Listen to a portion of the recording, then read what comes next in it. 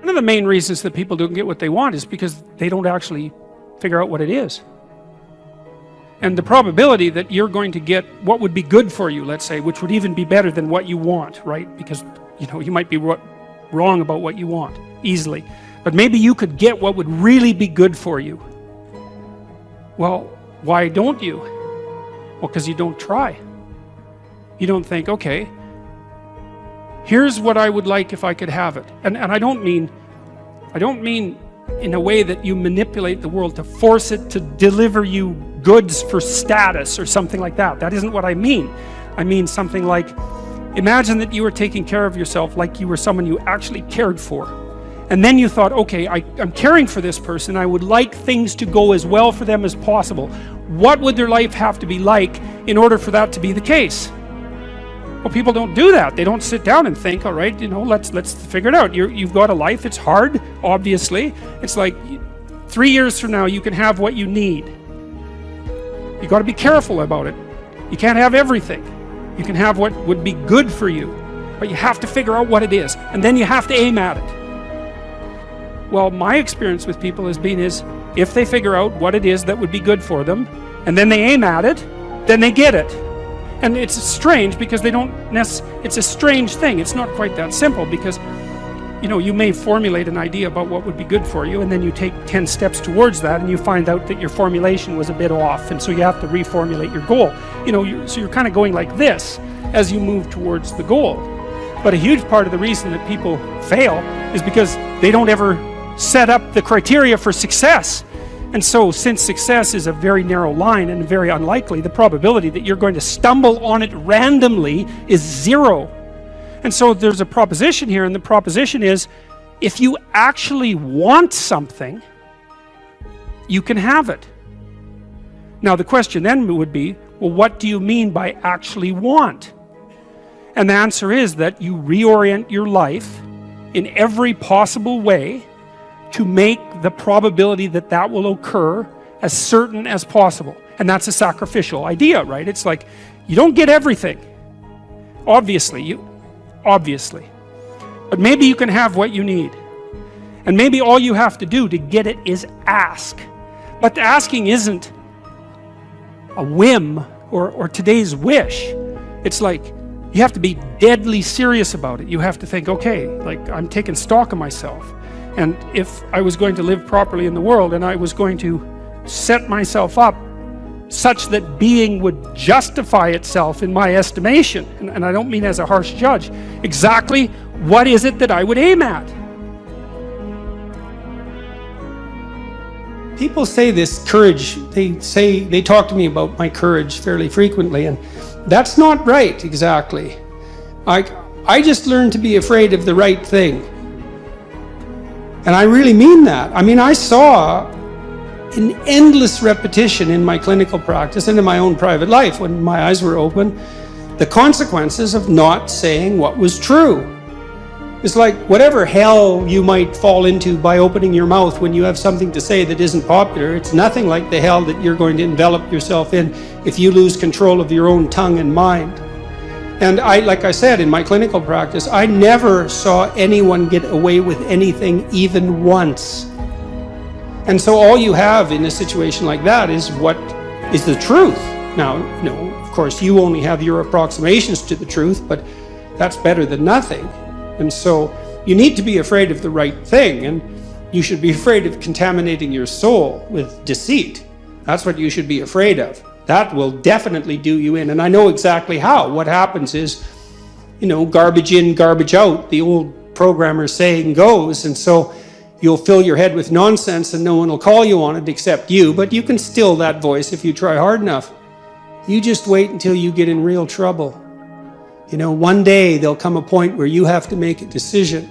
And the decision is the difference between life and death, or worse, between someone else's life and death, or worse, between health and the suffering that's worse than death. And because you've compromised yourself to such a degree, you will not be able to rely on your judgment, and you will make the mistake you shouldn't make. And then you're done. And that will absolutely happen. So you tell mistruths voluntarily at your exceptional peril. and you avoid the unpleasant truths that you might have to delve into in all their messiness at your absolute peril and the peril of everyone around you. And so if you see that, you become afraid of that. That's hell. And hell is worse than death. So, and I mean that most sincerely. No, the existential psychotherapist in the 50s, taking a page from Heidegger, talked about thrownness, right? The arbitrary nature of our existence. I mean, here you are, you have the ethnicity and race that was bestowed upon you. You had no choice in that. You're the victim and the beneficiary of this particular historical moment. You know, you're the victim and beneficiary of all the atrocity and the wonders of the past. You deal with your own emotions. You deal with the fact of this specific time and place, all of that. And there is a sense of, well, there's a sense of mortality, certainly, that's associated with that, with finitude and mortality. And you can easily say, in some sense, that we're all victimized deeply by our own susceptibility to vulnerability and tragedy. And I think that's true. But then the question is, well, what's the best way of dealing with that? And falling prey to it. When my daughter was young, she was very ill. And one of the things we told her repeatedly, and which I think she did very well to her credit, was often she was too ill really to be able to go to school because she couldn't wake up in the morning and she was in pain. But she needed to go to school. And well, one of the things we told her was, don't use your illness as an excuse. Right? Because you're already in trouble, kid. You know, you got your problems and they're serious. But if you can hold on to the distinction between the part of you that can, in spite of this, and the part that can't because of it, and not blur that distinction, then that's one more thing you have on your side while you're attempting to struggle through this.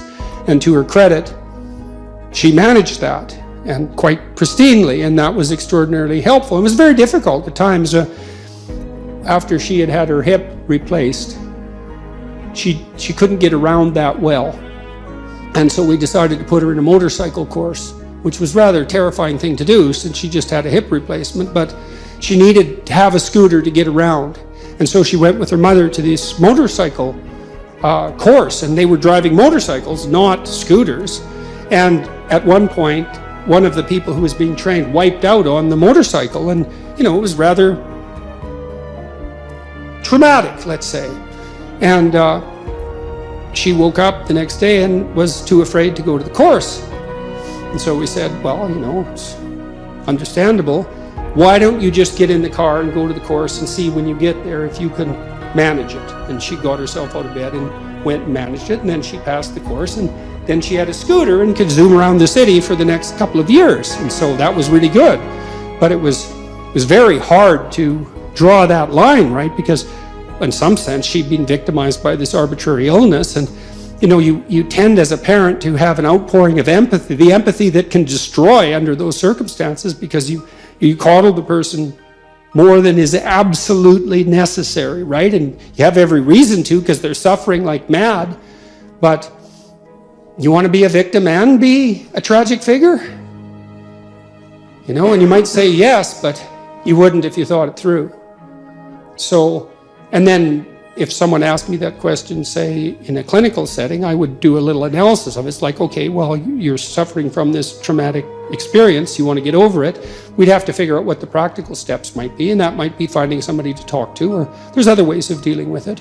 But you delve into the practical realm to sort of address that. Sit on your bed one day and ask yourself, what remarkably stupid things am I doing on a regular basis to absolutely screw up my life? And if you actually ask that question, but you have to want to know the answer, right? Because that's actually what asking the question means. It doesn't mean just mouthing the words. It means you have to decide that you want to know. You'll figure that's out so fast it'll make your hair curl.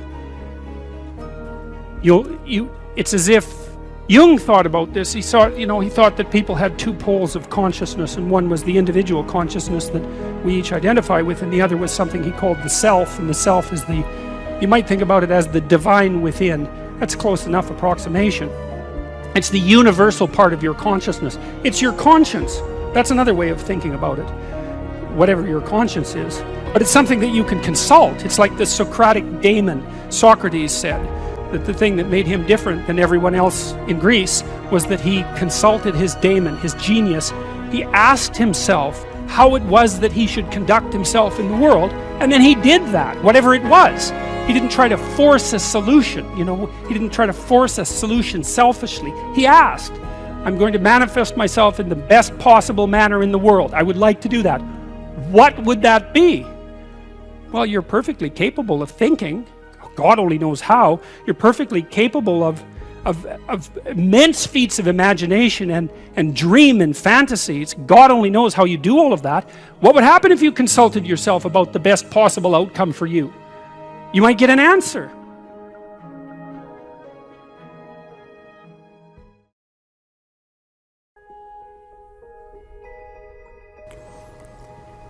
If you concentrate solely on your career, you can get a long way in your career. And I would say that that's a strategy that a minority of men preferentially do. That's all they do. They work like 70, 80 hours a week. They go flat out on their career. They're staking everything on the small probability of exceptional status in a narrow domain. But it's hard on them. They don't have a life. It's very difficult for them to have a family. They don't know how to take any leisure activity. Like, they get very one-dimensional. Now, it may be that unidimensionality is the price you have to pay to be exceptional at one thing, right? Because if you're going to be something like a genius level mathematician and you want to do that or a scientist, say, it's like you're in your lab all the time, you're working 70 hours a week or 80 hours a week, you're smart, you're dedicated, you're unidimensional, and that's how you get to beat all the other people who are doing that. It's the only way. But the problem is you don't get a life. Now, if you love being a scientist and you have that kind of focus of mind, well, first of all, you're a rare person, and second, you're going to pay for it. But fine, more power to you. But it's a risky business to do that. You sacrifice a lot for it. And I would say most often, if you're speaking about having a healthy life, that isn't what you do.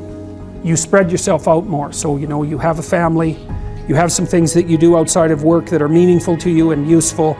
You have a network of friends. Those 3 things alone, or 4 things alone, are plenty to keep you well oriented. And then if one of those things collapses, everything doesn't go. Now, the price you pay for that is the more you strive to optimize that balance, the less likely you are to be fantastically successful at any single one of them. But you might have a very, if you consider your life as a whole, that might be a winning strategy. One of the things Carl Jung said, I really liked this. He thought that men went after perfection and women went after wholeness. So they're different value, they're different, there's something different at the top of the value hierarchy. So perfection would be stake it all on one thing and look for radical success. Not that all men do that, because they don't, but we're talking about extremes, at least with regards to the men that do that. The wholeness idea is more like, well, I want one thing in my life to be 150%, or I want 5 things in my life to be 80%. Well, there's a lot more richness in a life where you have 5 things operating at 80%, but you're not operating at any of them at 150%. I would say what we mean by soul is something like animating spirit. And you might say, well, what's a spirit? And well, that's actually rather easy to answer. So when a child of 4 is playing house, let's say when a child of 4 is playing house, she acts out the role of the mother. But acting out, that's a strange thing, right? Because she doesn't literally duplicate in her actions or her perceptions in the game what she observed her mother literally doing. So for example, she didn't go into her mother's bedroom when her mother awoke and watched her turn her head in a particular way to awaken and count the number of blinks so that she could mimic that in her play. And you think that's absurd, but it's not absurd if it's just mimicry. It's not. It's unbelievably sophisticated. So what the girl does is she watches her mother manifest maternal behavior across a vast array of instances, and she integrates that with the image of the mother she's received from all the books she's been read and all the little movies she's watched, the Disney movies and so forth, and she abstracts out the animating principle of the maternal, and then she embodies that in play, and usually with a little boy, and that's practice for what's going to come later. It's unbelievably sophisticated.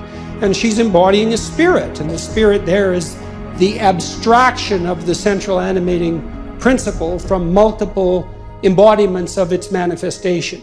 And if you think children can't do that, well, then you don't know anything about children, because they do that all the time in their pretend play, which is a necessary precursor to healthy psychological development.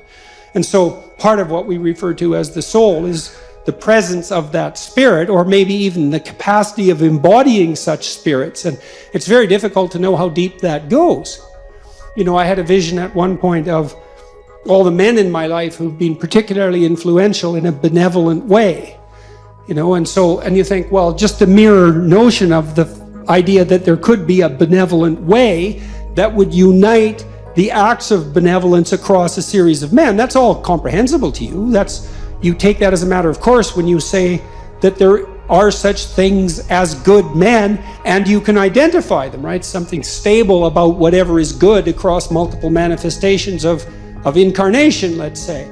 And I saw that transform into the Father person of the Trinity as the embodiment of that benevolent spirit. Now, I don't have any idea what that means metaphysically, because who does? But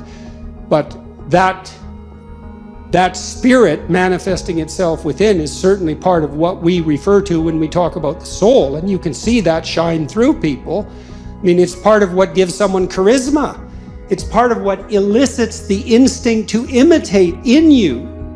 You know, and you see that even in simple things. When you see a remarkable athlete do something incredibly athletic to put the soccer ball, the football ball through the net, to score the goal, and everybody leaps to their feet in celebration of that, well, that's a celebration of the divine capacity to hit the target dead on. And it grips you at such a low level, way down inside your soul, that you're compelled to your feet to cheer, and you don't even know what you're doing. But you enjoy it, that's for sure. And that enjoyment is also a sign of the depth and utility of that response. You see this in all the things that people do that are, you know, so-called popular entertainment. It's unbelievably sophisticated. The soul is participating in that in the fullest extent. And, you know, you can say, well, there's no necessary use for the religious terminology. It's like, well, until you come up with a better word, there's plenty of use for it, because it's a very complex and deep phenomena. And to, you know, just cast it into the realm of superstition in some casual manner it's just not helpful. Not in any possible. It's not helpful scientifically. It's not helpful ethically. It's not helpful existentially. Try treating someone for a while as if they don't have a soul. Just really, I mean it. Just, you know, treat them like a deterministic machine, if that's your belief. Really act it out. You'll be like the most hated person in town in about 15 minutes. Well, I mean, what do you make of practical evidence like that? I mean, you interact with people as if they're free souls capable of choosing between good and evil. That's what you do all the time. And maybe you can addle yourself out of that by some ridiculous rationalist ideology, but that just means you're kind of a gabbling fool, and it's just going to make you trip over things you don't even notice in all of your social interactions. I don't care how you think philosophically or ideologically, you bloody well know that what I just said is true. So, and that's true even when you're interacting with an infant or a small child. It's true when you're dealing with someone who's elderly and virtually incapacitated in every way. You still see that divine spark, for lack of a better term, and we do lack a better term, by the way. You see that everywhere if your eyes are open and if you're willing to see it, and to the degree that you're responsive to that, then your actions are guided by love and your words are guided by truth.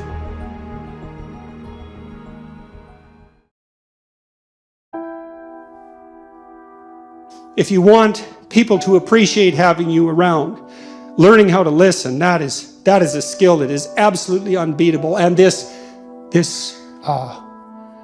technique of summarizing to their satisfaction, that works like a charm. And it's not, you know, you might be a little awkward when you first try it and might feel a little manipulative because you're not that good at it. But if you get expert at it, and you have the greatest conversations with everyone. You know, I had people in my clinical practice who were extraordinarily impaired intellectually and suffering from all sorts of assorted pathologies in addition to that. And if I was listening to them properly, they were as fascinating as anybody I had on the, say, more able and competent end of the spectrum. And you learn so much because there is nothing that people won't tell you if you listen. It is absolutely amazing what people will tell you, and so quickly they'll reveal things they didn't even know about themselves. And they need to know those things often. They've been hidden for years. It's so rewarding. And then this use of attentive reward, that's also, it's fun in a game-like sense once you learn to play it, because you're watching. You think, I'll just wait, this person's going to do something good. Sooner or later, it's like, pat, good work. And people are so thrilled that that little manifestation of goodness in their heart that managed to sneak out past their cynicism and boredom was recognized. They're so, what is it? It restores their faith in what's good inside them. It really does. It's unbelievably powerful. And so that can work if you're embroiled in a difficult relationship, you know, and you can't escape easily, or maybe you can't escape on moral grounds. That listening, that helps a lot. You might have to listen a lot, but that use of judicious reward, man, that's a powerful technique. And this is another thing you can do in your own household. This is so useful, man. If you get good at doing this, your life will get so much better. You can't believe it. Is watch the people around you, and whenever they do anything that you would like to see repeated on a regular basis, tell them exactly what they did in detail, with, you know, be positive about it, obviously, and just indicate that you noticed. And because I saw this when I was grading student essays, you know, and so I taught this seminar for a long time, and I was trying to teach kids how to write. They were in their 4th year of university in the honors psych program. You'd think they'd bloody well already know how to write, but they didn't. And so I'd have them write a 4-page essay on a given topic, and then they had to rewrite that to a 6-page essay, and then they had to rewrite that to an 8-page essay. And the first essay I graded, it was only 5% of their grade, and I told them, I'm going to cut you into ribbons, but it doesn't matter because it's, you know, 5% of your grade, and so they could tolerate that. And generally, by the 3rd essay, they had written the best thing they'd ever written in their life, and they learned so fast it was unbelievable. But one of the things I noticed was that they did a little testing with the first essay. They'd hand in something. It was just like, God, formulaic, boring. They weren't in it at all, you know. There was nothing of the person in there. There was no thought. There was just the kind of psychobabble that they'd learned, especially if they were in faculties of education. And it was dry and dull, and everything about it was wrong. And so those are hard to grade, right? So what's wrong with my essay? Well, the words aren't right. The phrases, they're not so good. They're not organized well into sentences. The sentences aren't sequenced well in the paragraphs. The paragraphs don't make a coherent argument, and the entire thing is empty. But other than that, no problem. It was often easier just to rewrite those essays than to grade them. No, so in any case, though, one of the things I did learn was that even in an essay like that, there is usually like 1 sentence or 2 sentences buried on like page 3 that was an actual thought and reasonably clearly stated and somewhat gripping, you know? It was like the person popped out from all the background rubbish and said, well, what about this?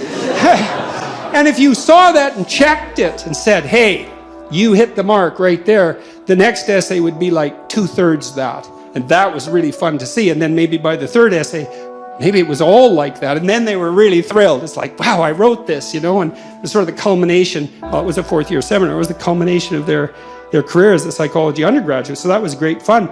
But you can do that in your own household. If the envious part of you isn't jealous of the revelation of the goodness of the person. And so here's the opposite tack, if you want to do this. So imagine that you're a man who's managed to attract a mate and he believes he's punched above his weight. So this woman is more attractive, let's say, more vivacious, more desirable than he deserves. So that's going to grate on his soul a fair bit, right? Partly because her shining casts a dim light on his lack of utility, let's say. And so you can imagine someone like that being prone to jealousy for obvious reasons.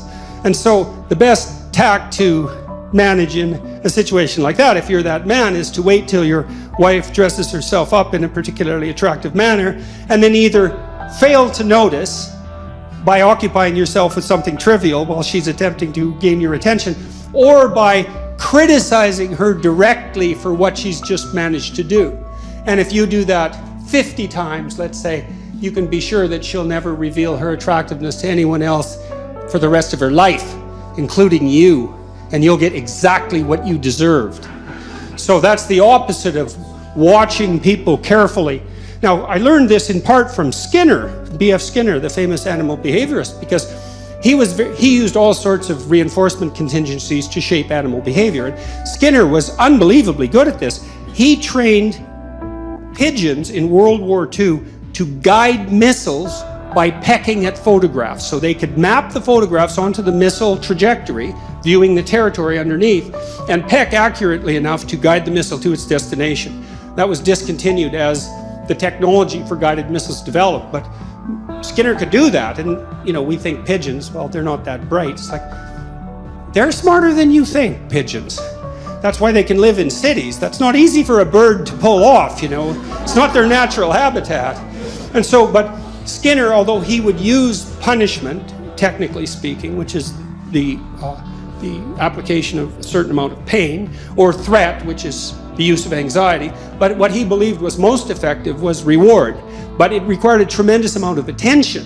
So, for example, if Skinner was trying to train a rat to climb up a little ladder and then across the ladder and then maybe do a pirouette and come down, which he could do with no problem, he'd just watch the rat, and then when it got close to the ladder, he'd give it a food pellet. Now, his rats were starved, by the way, down to 3/4 of their normal body weight, so they were pretty eager to work for food. It's not something you necessarily saw in the methodology section of the papers, but and that's not a critique of Skinner, it's just an indication of how simplification takes place in laboratory experiments. But in any case, he'd wait for the rat to get near the ladder and give it a food pellet. And soon the rat would be hanging around the ladder quite a lot. And then now and then, just more or less randomly, the rat would put a paw up on the ladder. Food pellet. Well, then the rat would hang around the bottom of the ladder with paw up. Well, if he did that continually through observation, he could get the rat to do pretty much anything that you could imagine a rat could do, and then maybe some things you couldn't imagine. And this isn't a manipulative technique, by the way, although it can be used that way. It's not effective unless you do it with a certain degree of wisdom. You want to think, well, what do you want in your house? How about peace, tranquility, happiness, and humor? Something like that. It's not a bad first pass approximation. And you got to get that in your head. It's like, do you want that, or do you want the delights of endless martyrdom? Because you have to make a choice, and you might think, I wouldn't pick martyrdom. It's like, really? Really? You wouldn't, eh? You'd pick peace and happiness and humor, and so everywhere you go, that's all you're ever surrounded with. It's like highly improbable. So don't be so sure you're aiming up. But if you can orient yourself in that direction, and carefully, and knowing full well what the hellish alternative is, because you need to know that, then you can watch and see, well, when is this manifesting itself in the people around me? And then you can tell them in detail, I noticed today we're having a discussion at dinner, and you made a spectacularly witty remark right at the right time, and it was provocative but not annoying, and so good work. And then the kid thinks, oh my God, you noticed? And then he's like twice as funny the next day, and maybe not in some unbearable manner. And that really works. It really works. But like I said, you have to quell the envy that would otherwise beset you, and you have to want to aim up, and then you have to not be jealous of the other person's goodness, and you have to be extremely attentive. But man, as a transformation technique, even in extraordinarily difficult relationships, which goes back to your point, there isn't anything I know of that's more effective.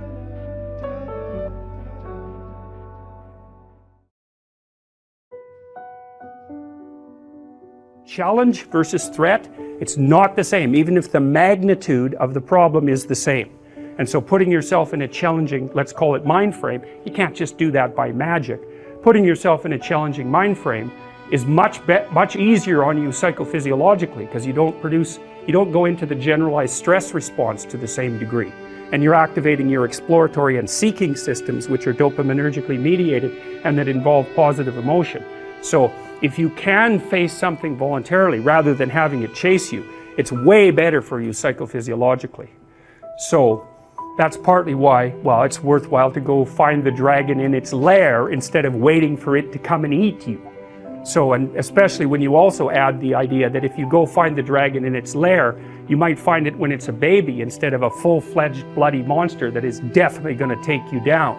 And so that's part of the reason why, well, there's a whole bunch of things that emerge out of that observation, like don't avoid small problems that you know are there. Face them, because they'll grow into big problems all by themselves. And you can think about, imagine the tax department sends you a notification. You owe them like $300. Well, it's that's annoying. Maybe you don't even want to open the letter. Or maybe if you do, you just put it on the shelf. But that damn thing doesn't just sit there like a piece of paper on the shelf, right? You ignore that for 5 or 6 years, it's going to become attached to all sorts of horrible things. And if you ignore it long enough, you get the idea. It's going to turn into something that is completely unlike the little piece of paper that it's written on. And many, many problems in life are like that. You'll see that they pop their ugly little head up, and and you might want to turn away. You might not want to think about it, which is the easiest way of turning away, right? You just don't attend to it. It's not like you repress it or anything like that. You just fail to attend to it. And that's as a long-term strategy, it's dismal. It's also something I think that's more characteristic of people who are high in neuroticism and high in agreeableness, because agreeable people don't like conflict. And people who are high in neuroticism, who are high in negative emotion, are hit harder per unit of uncertainty or threat. And so, and that's partly why in psychotherapy, a lot of times the people you see need assertiveness training, so that would be the opposite of agreeableness, or they need to help get their anxiety and emotional pain under control. Those are not the only reasons. There's antisocial behavior, but you can't fix that in therapy, in all likelihood. There's alcoholism. There's lots and lots of other reasons, but those are two major reasons. I bought this cottage up north in northern Canada, and it's very dark up there.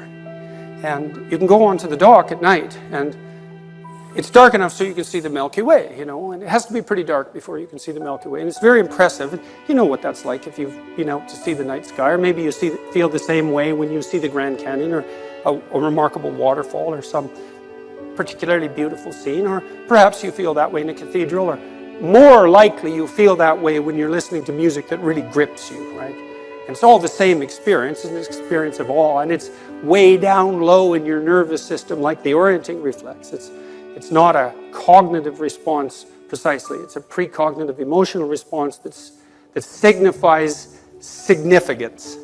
And you look up at the night sky, and it fills you with a sense of awe. But it doesn't just do that. You see, it activates the impulse to imitate, which is a very deep motivation in human beings. We're unbelievable mimics. We mimic each other all the time, which is why we all use the same words, let's say. We're very good at embodying other people's embodiments. It's a particular talent that human beings have, and we're so good at that we imitate all sorts of things that aren't even human. And so then you view this expansive night sky, and a sense of awe fills you as you confront the infinite. And it calls to something inside of you that can master the infinite. And that's a form of imitation, right? To look into the darkest place, the most wide expanse possible, and to have something inside you respond that's capable of dealing with that. That's that instinct to imitate. And that's calling the best out of you, and that's why you love doing that. And it isn't just that you love it, it's that you cannot live without it. You cannot live without it. And I know so many of you, atheists or otherwise, you can't live without music. You think, well, why can you not live without music? What is it calling to precisely? That remarkable interplay of harmonious patterns, because that's what music is, and that's what the world is. It's not objects, it's the harmonious interplay of patterns, and music reflects that, and then you orient yourself in your embodied manner to those patterns and dance along with the world. And that revivifies you. And if you're particularly good at, well, maybe you'll also attract a mate. And you want a mate that doesn't attempt to dominate you sexually during the introductory dance, right? You want a mate who will play along with you and match your movements to theirs so that you can see that there's a harmonious interplay between the two of you as you meet in play, soul to soul, if you can manage it. And everyone knows that. And that capacity that's called out in the dance is the same capacity that's called out by the night sky, and it's the same thing that's represented in those Byzantine churches. You look deep enough into infinity and you find your destiny. And that destiny is everything you could be. And we all know that and this is what men and women search for in each other. You know, if you're rejected by a woman, well, why is she rejecting you? Well, maybe her judgment is off, and that would be very, what would you say, convenient for you. But she's rejecting you because you are not all that you could be, and maybe not even all that you need to be. And so that's a very painful rejection, and it causes all sorts of tension between men and women. But, you know, women have a lot at stake in this game. And so they're looking for something, what? Powerful, dominating, brutal, terrible? No. Something perhaps capable of that. But even more important, capable of mastering it, right? And capable of singing despite that. We all know that's true, and the shame that men feel when they're rejected by women is precisely the shame that they feel at knowing deep in their heart that they have not lived up to what they are capable of being.